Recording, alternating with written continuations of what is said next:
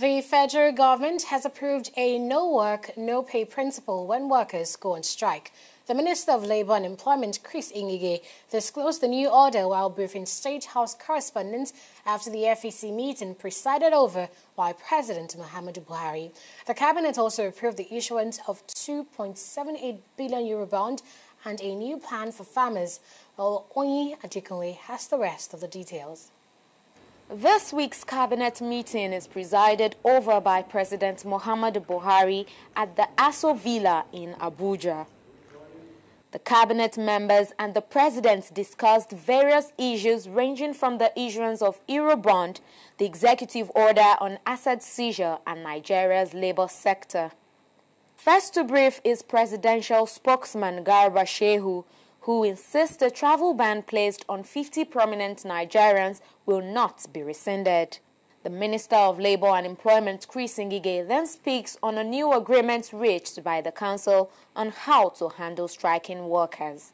The Federal Executive Council, in turn, empaneled a committee of 10, which I chaired, to do a government draft white paper on those contentious areas that the technical committee had looked at. These contentious areas are: one, the enforcement of Section 43 of the Trade Dispute Act, Law of the Federation 2004. This is the section that deals with a lockout of workers by their employer without declaring redundancy appropriately. Because in certain establishments, especially in the private sector, workers are locked out by their employers.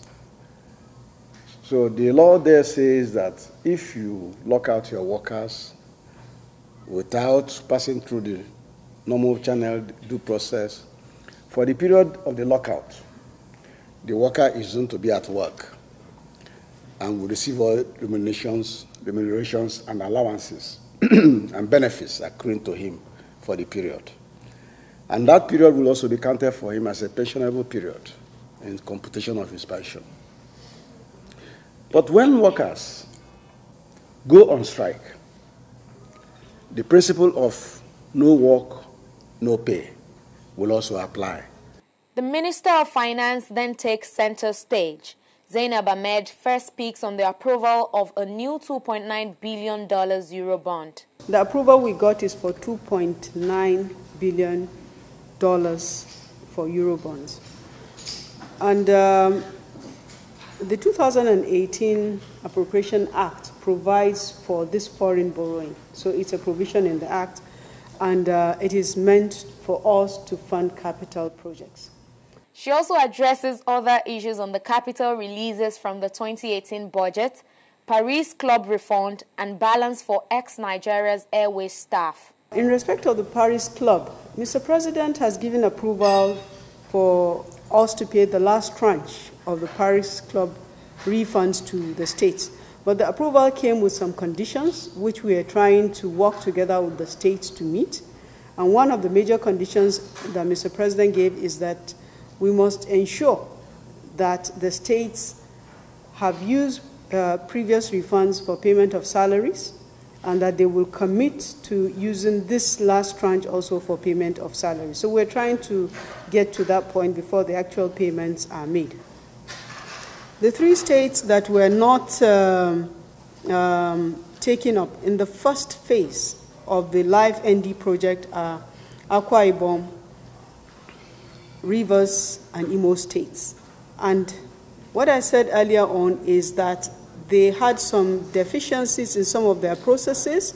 So IFAD, that is the agency that is providing the loan, is working with the states and us to bridge that gap, and then they will also be provided with a similar support. The approval that Mr. President gave to pay the Nigerian Airways workers, the former Nigerian Airways workers, was for $45 billion. But because of limitation of funds, we got approval to pay 50% of that, which is this 22.6 billion.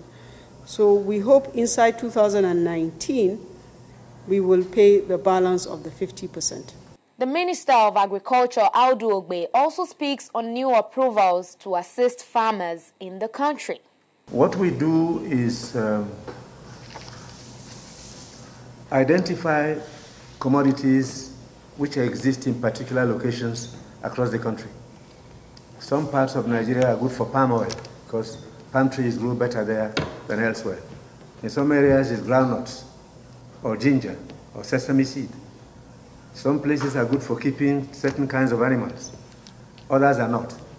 What we do is identify what is suitable in a particular area according to their ecological disposition, and then organize the youth into cooperatives. And we advertise, and they come in groups. We don't have a machine for each person because the numbers are huge. It's not possible for us to give every individual a machine. So they come in groups as cooperatives and register with the Bank of Agriculture, and then they become clients of the bank. I know there's a problem here about attitudes to loans. People get government money. We even have had some difficulties with the anchor borrowers. Some governors have had to set up tribunals to make sure the farmers pay. Because for the first time in a long time, farmers are actually making a lot of money now. The council has also approved livelihood of family improvement project worth $60 million for the Niger Delta. Onyi Adekunle, TV 360, Nigeria.